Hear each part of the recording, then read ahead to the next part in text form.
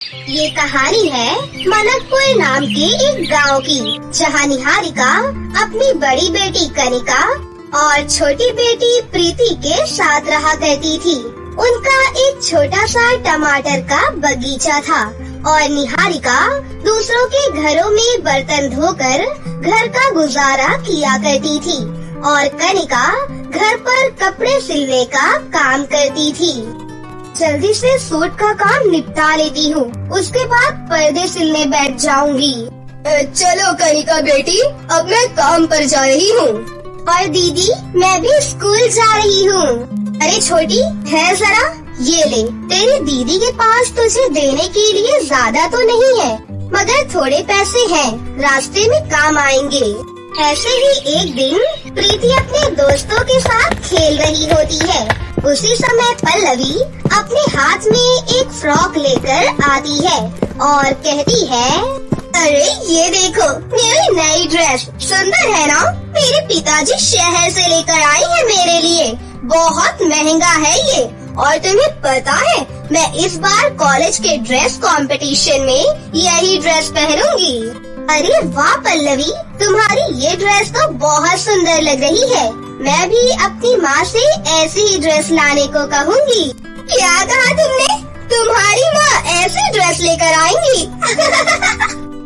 ऐसा कभी नहीं हो सकता, क्योंकि तेरी माँ बहुत गरीब है और 2 वक्त की रोटी के लिए दिन भर लोगों के घरों में बर्तन धोने का काम करती है और तेरी बहन कपड़े सिलती है।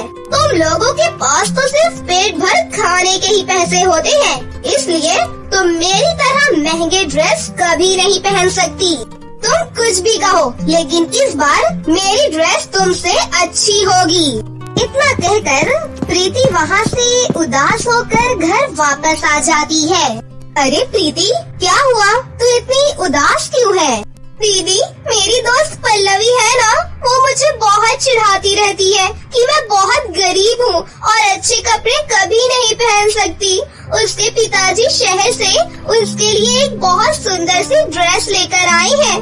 दीदी, मुझे भी ऐसी ही एक सुंदर सी ड्रेस पहननी है। प्रीति, तुझे तो पता है हमारे घर के हालात, लेकिन तू चिंता मत कर, हमारे घर के हालात जल्द ही ठीक हो जाएंगे, ठीक है?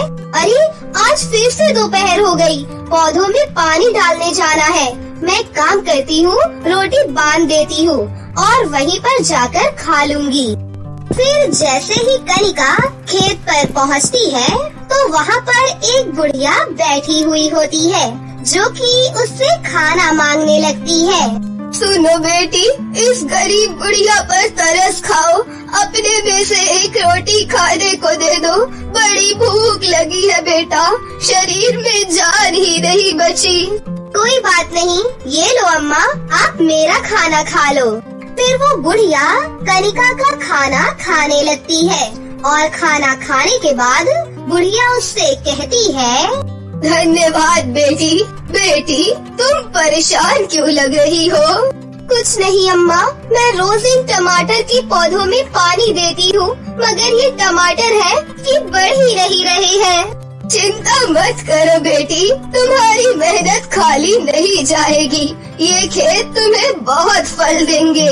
फिर वो बुढ़िया उन टमाटर के पौधों को छूकर वहाँ से चली जाती है। ऐसे ही एक दिन यहाँ गरीब कनिका अपनी झोपड़ी में बैठकर कपड़े सिल रही थी और वहीं प्रीति के साथ स्कूल में। बच्चों, इस बार फिर से ड्रेस कंपटीशन ऑर्गेनाइज किया गया है, लेकिन इस बार तुम सभी बच्चों को इस ड्रेस कंपटीशन में डिफरेंट और एंटीक पीस टाइप ड्रेस पहननी है। इतना कहकर टीचर क्लास से बाहर चली जाती है। तभी पल्लवी और स्वीटी प्रीति को ताने मारने लगती है। यार स्वीटी, हम तो आसानी से डिफरेंट और एंटीक टाइप ड्रेस पहन सकते हैं, लेकिन मुझे प्रीति के लिए दुख हो रहा है। इस बेचारी के पास तो ढंग से पहनने के लिए भी कपड़े नहीं है, ये कहाँ से बनाएगी ऐसी ड्रेस? स्वीटी, तो इसे हल्के में मत ले, इसकी बहन दर्जी है, कपड़े चुरा चुरा कर तो बहुत कपड़े रख लिए होंगे उसने, उसी में से बना देगी ड्रेस। फिर प्रीति ये सारी बातें घर आकर रोते हुए अपनी बहन को बताती है।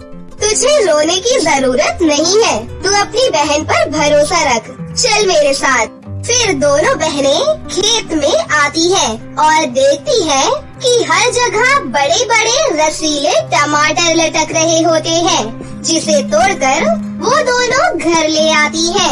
दीदी, क्या हम इन्हें बेचेंगे? नहीं प्रीति, तू बस देखती जा। मगर तुम इन टमाटरों का क्या करने वाली हो बेटी? माँ, आप बस अपनी गरीब दर्जी बेटी पर पूरा भरोसा रखिए। ये कहकर कनिका सिलाई से बचे हुए कपड़ों को जोड़कर एक सुंदर सा लहंगा बनाती है। प्रीति, अब तुम मुझे इनमें से एक एक टमाटर को तोड़कर अलग अलग करके देती रहना। दीदी, बताओ तो तुम बना क्या रही हो? इसके बाद कनिका उन टमाटरों को सिले हुए लहंगे में लगाने लगती है। काफी देर तक मेहनत करने के बाद वो एक सुंदर सा टमाटर का लहंगा तैयार करती है।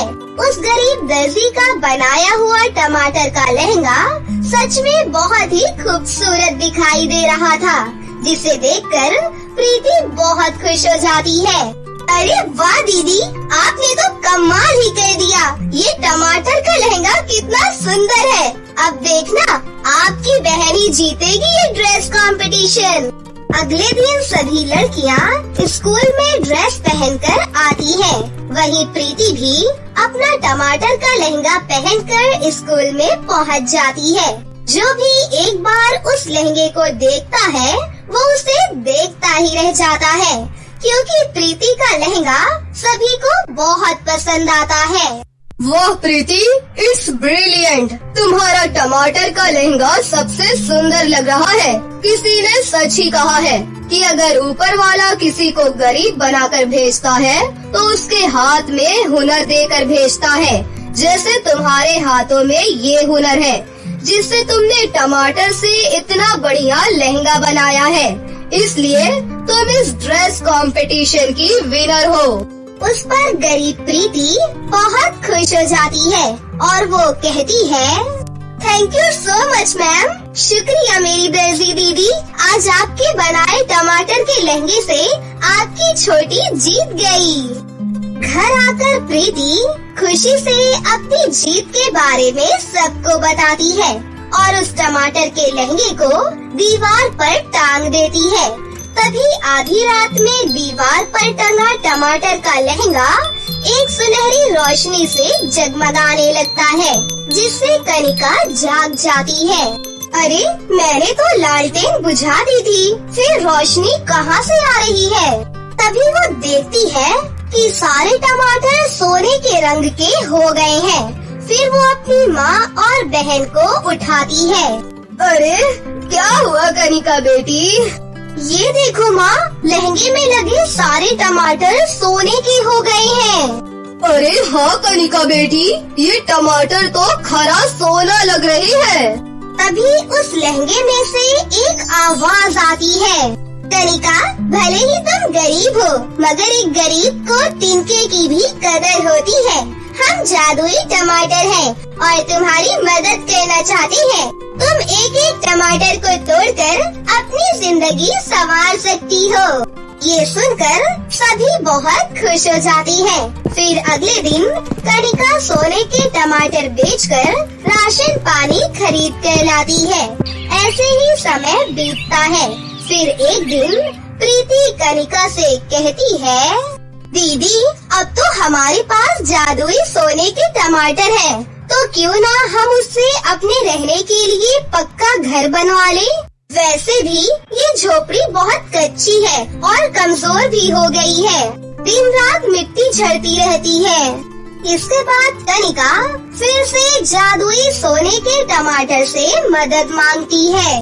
हे जादुई सोने के टमाटर, हमें हमारे लिए एक पक्का मजबूत घर चाहिए, हमारी मदद करो। तभी जादुई टमाटर का लहंगा फिर से चमकने लगता है और कनिका एक सुनहरा टमाटर तोड़कर अपने लिए पक्का घर बनवाती है। कुछ महीनों में उनका घर बनकर तैयार भी हो जाता है। फिर वो तीनों उस घर में हंसी खुशी से अपनी जिंदगी जीने लगती है। ये कहानी है एक छोटे से गांव पलमपुर की। उस गांव में एक छोटी सिंड्रेला नाम की लड़की अपनी चाची के साथ रहा करती थी, क्योंकि कई साल पहले उसके माँ बाप की मृत्यु एक दुर्घटना में हो गई थी। चाची की अपनी भी एक बेटी थी जिसका नाम अनुष्का था। चाची अपनी बेटी से बहुत प्यार करती थी और उसके सारे ख्वाहिशें भी पूरी करती थी। लेकिन असल में सिंड्रेला की चाची एक बहुत ही घमंडी और मतलबी औरत थी। वो बेचारी सिंड्रेला से घर का सारा काम करवाती थी और कोई गलती होने पर उसे बहुत मारती थी। वहीं दूसरी तरफ अनुष्का बिल्कुल भी अपनी माँ की तरह नहीं थी। वो अपनी बहन सिंड्रेला से बहुत प्यार करती थी। फिर एक दिन सिंड्रेला, अरे ओ सिंड्रेला, कहाँ मर गई मनहूस? तूने अभी तक बर्तन नहीं धुले क्या? और देख, बारिश भी होने वाली है, जरा कपड़े तो लेकर आ बाहर से। सुना नहीं क्या तूने? अरे जल्दी आ चुड़ैल। तभी सिंड्रेला हाथ में जूस का ग्लास लेकर वहाँ पर आती है। अरे चाची जी, मैं तो आपके लिए फ्रेश जूस बना रही थी। मैं अभी कपड़े उतार कर ले आती हूँ। इतना कहकर सिंड्रेला वहाँ से चली जाती है और गार्डन से सारे कपड़े उतार लेती है। फिर सभी कपड़े उतार कर घर में ले आती है और मन ही मन सोचती है, एक काम करती हूँ, चाची जी के सारे कपड़ों को समेट कर उनको अलमारी में रख देती हूँ, वरना चाची जी मेरी पिटाई करेंगी अगर मैंने उनके कपड़ों की तह नहीं बनाकर रखी तो। फिर थोड़ी ही देर में अनुष्का स्कूल से घर वापस आ जाती है, जिस पर चाची उससे कहती है, अरे मेरी बिटिया रानी, आ गई तुम। ये देखो, मैंने तुम्हारे लिए कुछ रखा है, ये लो। आज मुझे मीठा खाने का बहुत मन कर रहा था, सोचा हम दोनों के लिए गर्मा गर्म जलेबी बना दूं। चल बेटा, फटाफट से खा ले, वरना अभी वो चुड़ैल आ जाएगी। इसके बाद अनुष्का खुशी खुशी बैठकर गर्मा गर्म जलेबी खाने लगती है। लेकिन इतनी ही देर में सिंड्रेला भी वहाँ पर आ जाती है और चाची से कहती है, चाची जी, जलेबी की खुशबू तो बहुत ही अच्छी आ रही है। चाची, थोड़ी सी जलेबी मुझे भी दे दो ना, मैंने भी सुबह से कुछ नहीं खाया, भूख भी बहुत टेस्टी लगी है। सुबह से काम करते करते मैं भी बहुत थक गई हूँ। प्लीज चाची, मुझे भी थोड़ी सी जलेबी दे दो ना। अच्छा, तो तुझे जलेबी खानी है तो पहले घर की पूरी साफ सफाई कर। चाची जी, मैंने तो साफ सफाई पहले ही कर दी है, खाना भी पका दिया है, कपड़े और बर्तन भी धो दिए हैं, सारे काम कर दिए चाची जी। ये सुनकर चाची को और ज्यादा गुस्सा आ जाता है। वहीं टेबल पर पानी का एक गिलास रखा था। चाची जी वो गिलास उठा लेती हैं और जानबूझकर वो पानी जमीन पर गिरा देती हैं। अच्छा, तो तूने साफ सफाई कर दी है, तो यहाँ पानी कैसे गिरा दिख रहा है? अब जल्दी से जाकर दोबारा से पोछा मार। काम तो कुछ करती नहीं है और जब देखो खाने के लिए चाहिए होता है।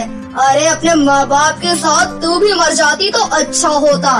ये सब सुनकर सिंड्रेला को बहुत दुख होता है और सिंड्रेला फिर से पूरे घर में पोछा लगा देती है।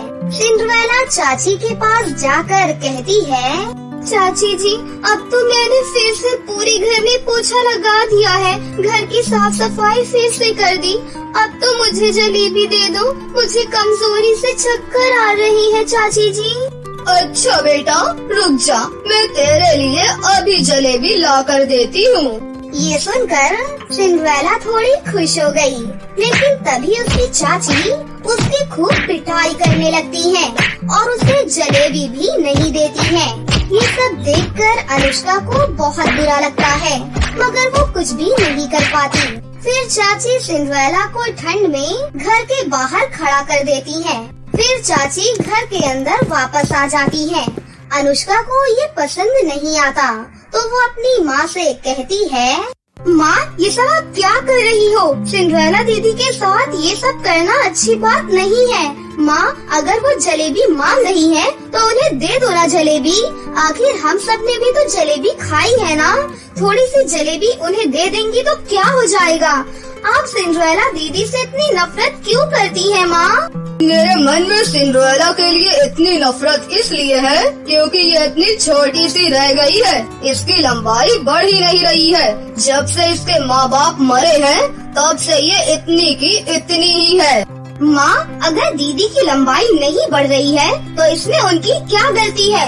भगवान ने जिसको जैसा बनाया है अच्छा ही बनाया है माँ। ये सब किसी के हाथ में तो नहीं होता है। तू चुप कर। अगर ये लंबी नहीं हुई तो इससे शादी कौन करेगा? हाँ, ये जिंदगी भर मेरे सर पर मोम रगड़ती रहेगी। समझ में आया? इसलिए मैं इससे नौकरानियों वाले काम करवाती हूँ। समझ में आया कि नहीं? और अगर तू ज्यादा बोलेगी ना तो तेरी भी पिटाई कर दूंगी और तुझसे भी घर का सारा काम करवाऊंगी। ये सुनकर अनुष्का बहुत डर जाती है, इसलिए वो चुपचाप भागकर अपने कमरे में चली जाती है। सिंड्रेला दरवाजे पर खड़ी अनुष्का और चाची की सारी बातें सुन लेती है और आज उसे पता चलता है कि उसकी चाची उससे प्यार क्यों नहीं करती है। फिर सिंड्रेला भूखी प्यासी अपने कमरे में चली जाती है और अपनी बालकनी के पास खड़ी होकर तारों को देखकर रो रही होती है कि तभी सिंड्रेला को एक टूटता हुआ तारा दिखाई देता है। इसलिए सिंड्रेला उस टूटे हुए तारे से एक विश मांगती है कि उसे एक परी मिल जाए। अगले दिन सिंड्रेला उठकर घर के सारे काम करती है कि तभी उसकी चाची आकर कहती है, उठ गई महारानी, चल जा और जाकर दुकान से तेल लेकर आ। सिंड्रेला तेल लेने के लिए एक ग्रोसरी शॉप पर जाकर तेल खरीदने के लिए खड़ी हो जाती है। वहाँ एक बूढ़ी औरत भी खड़ी थी जो ब्रेड खरीद रही थी। उसके पास पैसे से भरा एक बैग भी था। जैसे ही वो बुढ़िया पैसे देने लगती है कि तभी एक चोर उस बुढ़िया को धक्का मारकर जमीन पर गिरा देता है और वहाँ से उसके बैग को लेकर भागने लगता है। सिंड्रेला बहुत बहादुर लड़की थी। वो बिना डरी उस चोर के पीछे भागने लगती है और चोर को पकड़कर उसकी खूब पिटाई करती है। साथ ही उस बुढ़िया का बैग भी उससे छीन लेती है। इतने में ही वहाँ सभी लोगों की भीड़ इकट्ठी हो जाती है। वहाँ पर खड़े सभी लोग सिंड्रेला की बहादुरी देखकर तालियां बजाने लगते हैं। तभी बूढ़ी औरत सिंड्रेला से बोली, बेटी, तुम कहाँ रहती हो? मैं तुम्हारी मम्मी से मिलना चाहूँगी। मैं उन्हें बताऊंगी कि उनकी बेटी कितनी बहादुर है। उसने मेरा बैग बचाने के लिए अपनी जान की भी परवाह नहीं की और न ही उस चोर से डरी। ये सुनकर सिंड्रेला उदास हो जाती है और उस बूढ़ी औरत को अपनी सारी आप बीती सुनाती है। अरे ओहो, तुम्हारी चाची तुम्हें इतना मारती है, परेशान करती है सिर्फ इसलिए कि तुम हाइट में छोटी हो। तुम फिक्र मत करो, तुम अब उस घर में मत जाना। चलो तुम मेरे साथ मेरे घर चलो। बेटी, मैं तुम्हें अपने घर में रखूंगी और तुम्हें एक ऐसी चीज दूंगी जिससे तुम्हारी लंबाई बढ़ जाएगी। इसके बाद सिंड्रेला उस बूढ़ी औरत के साथ उसके घर पर चली जाती है। सिंड्रेला उस बूढ़ी औरत का घर देखकर बहुत खुश होती है क्योंकि उस बूढ़ी औरत का घर बिल्कुल महल जैसा था। दादी, ये घर तो बहुत सुंदर है। आप इस घर में अकेली ही रहती हैं क्या? हाँ बेटी, मैं कोई बुढ़िया नहीं हूँ, बल्कि मैं परी लोक की रानी परी हूँ। इतना कहते ही वो बूढ़ी औरत एक सुंदर सी परी का रूप धारण कर लेती है और वो परी सिंड्रेला को एक जादुई पैसों का लहंगा देती है। सिंड्रेला, ये एक जादुई पैसों का लहंगा है। ये जादुई पैसों का लहंगा पहनते ही तुम्हारे सारे दुख दूर हो जाएंगे। ये सुनते ही सिंड्रेला उस जादुई पैसों के लहंगे को पहन लेती है और एक खूबसूरत लड़की में बदल जाती है। उस जादुई लहंगे की वजह से सिंड्रेला की हाइट भी बढ़ जाती है और वो पहले से भी ज्यादा खूबसूरत हो जाती है। ये सब देखकर उसकी खुशी का कोई ठिकाना ही नहीं था। तभी सिंड्रेला बोलती है, अरे वाह परी जी, मेरी लंबाई तो बढ़ गई। धन्यवाद परी जी, धन्यवाद। तुम्हें याद है कि तुमने एक टूटे हुए तारे से कुछ मांगा था कि तुम्हें एक परी मिल जाए? मैं वही परी हूँ। तुम्हारी हाइट इस जादुई पैसों के लहंगे की मदद से बढ़ गई है। अब तुम्हें कोई भी परेशान नहीं करेगा। तुम्हारी चाची अब तुम्हें कभी भी नहीं मारेंगी। वो तुमसे बहुत प्यार करेंगी। और हाँ, तुम इस जादुई पैसों के लहंगे से कुछ भी मांग सकती हो। फिर रानी परी अपने परीलोक वापस चली जाती है और सिंड्रेला जादुई लहंगे की मदद से बहुत सारा सोना लेकर अपने घर चली जाती है। फिर सिंड्रेला अपनी चाची को जादुई पैसों के लहंगे के बारे में सारी बात बताती है।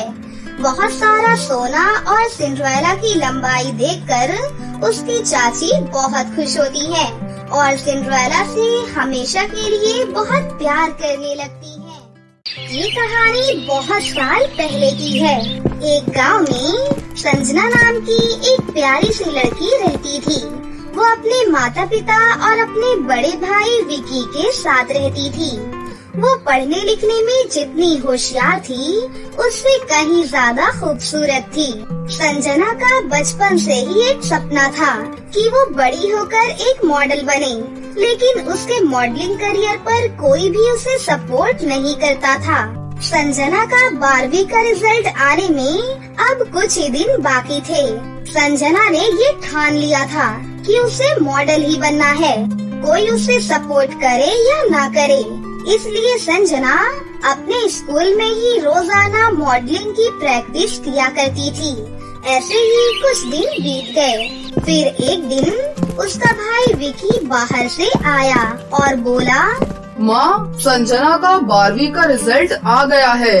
अच्छा ठीक है बेटा, तू जल्दी से जा और फटाफट चेक करके बता कि क्या रिजल्ट आया है। ठीक है माँ, मैं अभी देख कर आता हूँ। उसके बाद विकी संजना का रिजल्ट देखने के लिए चला जाता है और यहाँ संजना की तो मानो दिल की धड़कन ही रुक गई थी। तभी कुछ देर में विकी वापस आ गया और उसने सभी को बताया, माँ, संजना फर्स्ट डिवीजन से पास हुई है। संजना का 98% आया है। ये सुनकर घर में सब बहुत खुश हो गए और संजना तो खुशी के मारे उछलने लगी। तभी उसकी माँ ने कहा, अरे वाह मेरी बच्ची, तुमने तो कमाल ही कर दिया।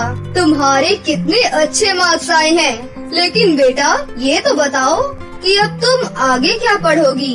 संजना को अच्छे से पता था कि अगर उसने अपने घर वालों में से किसी को भी ये कहा कि उसे मॉडल बनना है तो इसकी परमिशन उसे नहीं मिलेगी। इसलिए संजना ने कहा, माँ, मुझे डॉक्टरी की पढ़ाई करनी है और उसके लिए मुझे शहर जाना होगा।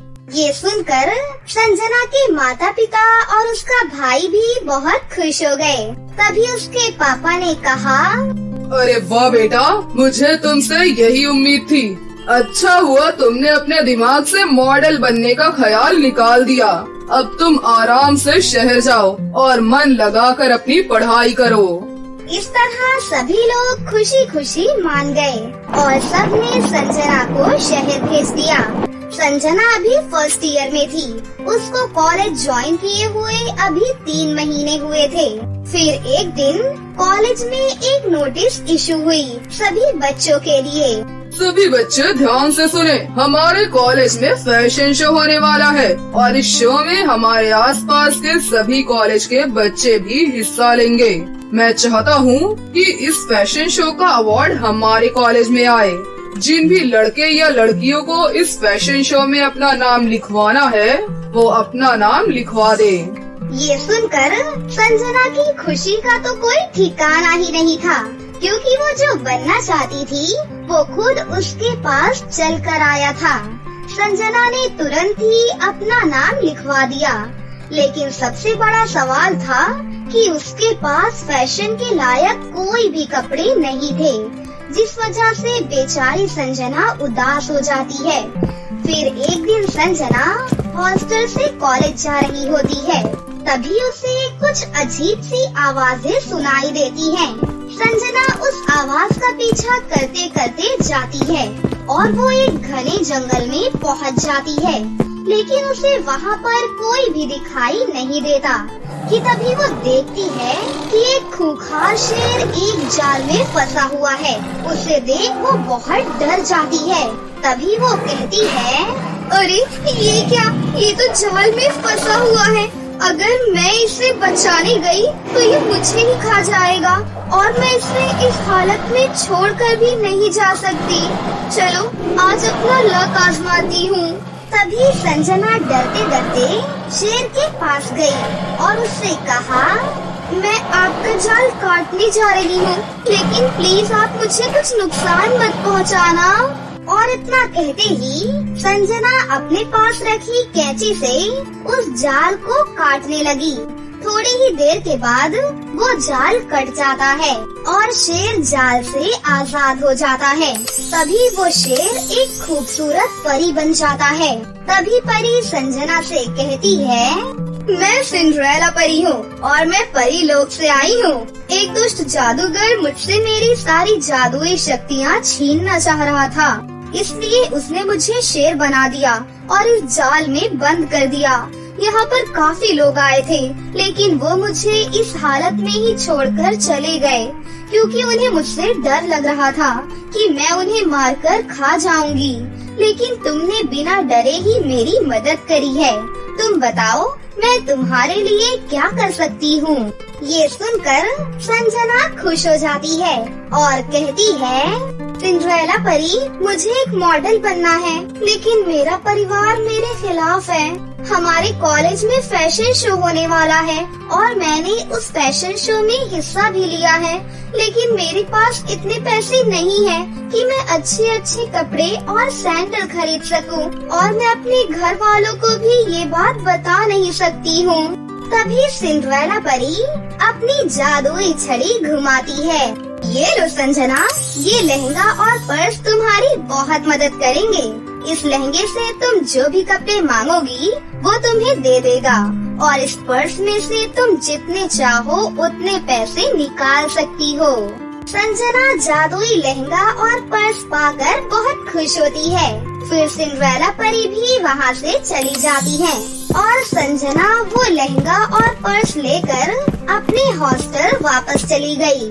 तभी संजना ने सोचा, एक बार देखती हूँ कि सच में क्या इस लहंगे और सैंडल से कोई जादू होता है।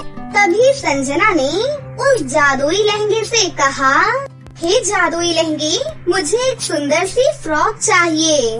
तभी वहाँ पर अचानक से एक सुंदर सी फ्रॉक आ गई और संजना बहुत खुश हो गई। कुछ दिन के बाद फैशन शो का दिन भी आ गया। सभी लड़कियों ने बहुत अच्छे अच्छे कपड़े पहने थे और यहाँ संजना अपने कमरे में गई और अपने जादुई लहंगे से कहा, हे जादुई लहंगे, मुझे एक सुंदर सा लहंगा दो जिसे पहनकर मैं बहुत सुंदर लगूं और वो फैशन शो जीत जाऊं।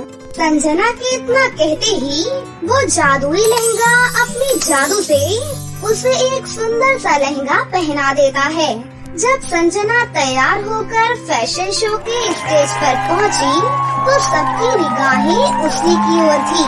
वो बहुत ज्यादा खूबसूरत लग रही थी। फिर फैशन शो का रिजल्ट आ गया और संजना इस शो में फर्स्ट आई थी। इस तरह संजना ने अपने कॉलेज का नाम रोशन किया, जिससे सब लोग बहुत खुश हुए। इतना ही नहीं, बल्कि अब संजना को काफी जगह से ऑफर्स आ रहे थे। साथ ही उसे मिस वर्ल्ड के लिए भी ऑफर आते हैं। संजना अब अपनी मंजिल से कुछ ही कदम दूर है। संजना को जादुई लहंगे से अब सुंदर सुंदर कपड़े मिल जाया करते थे और जादुई पर्स से वो ढेर सारे पैसे भी निकाल लेती थी। और तो और संजना के कपड़े सबसे ज्यादा सुंदर और चमकीले होते थे, जिससे सबकी नजर संजना की ओर ही रहती थी। और इसी तरह संजना ने अपना मॉडल बनने का सपना पूरा कर लिया और अब वो सबसे बड़ी मॉडल बन चुकी थी। संजना की ये कामयाबी देखकर अब उसके परिवार वाले भी बहुत खुश थे। साथ ही उन्हें अपनी गलती पर भी पछतावा होता है। बेटा हमें माफ कर दो, हमने पहले तुम्हें मॉडल बनने से रोका, लेकिन आज तुम सबसे बड़ी मॉडल बन चुकी हो। हमें तुम पर बहुत गर्व है बेटा। कोई बात नहीं माँ, जो हो गया उसे भूल जाओ। आज सिंड्रेला परी की वजह से ही मैं इतनी बड़ी मॉडल बन पाई हूँ। सिंड्रेला परी, आपका बहुत बहुत शुक्रिया। हाँ बेटा, हम बहुत खुश नसीब हैं कि तुम हमारी बेटी हो। तुमने हमारा नाम रोशन कर दिया। इस तरह अब संजना के सारे परिवार वाले भी बहुत खुश हुए। अब संजना अपने जादुई लहंगे और पर्स के साथ बहुत खुश थी। फिर वो हंसी खुशी से अपने परिवार के साथ रहने लगी।